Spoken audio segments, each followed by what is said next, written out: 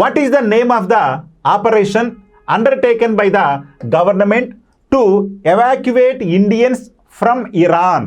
Very very important. Iran నుండి భారతీయులను తరలించడానికి ప్రభుత్వం చేపట్టిన ఆపరేషన్ పేరు ఏంటి?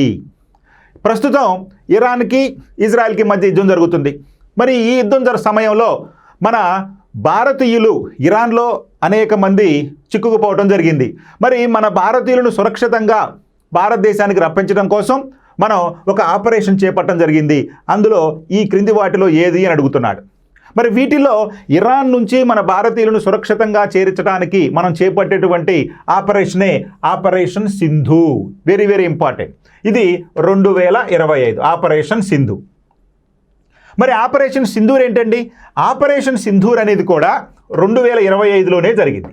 అయితే దీనికి కారణం వేరు. ఏంటండి అంటే కాశ్మీర్లోని పెహల్గాం ప్రాంతంలో పర్యాటకులపై విచక్షణారహితంగా పాక్ ఉగ్రవాదులు జరిపినటువంటి దాడిలో మరణించినటువంటి మన భారతీయులకు దాడికి వ్యతిరేకంగా పాక్ ఆక్రమిత కాశ్మీర్లో ఉన్నటువంటి ఉగ్రవాద స్థావరాలపై మన భారతదేశం ఆకస్మిక దాడి చేస్తూ ఆ దాడికి పెట్టినటువంటి పేరే ఆపరేషన్ సింధూర్. మరి ఆపరేషన్ గంగా దేనికి సంబంధించిందండి? ఇది 2022లో జరిగింది.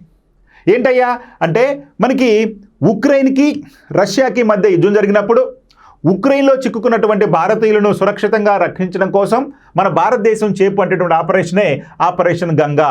ఇక ఆపరేషన్ దేవ్ శక్తి ఇది 2021లో జరిగింది.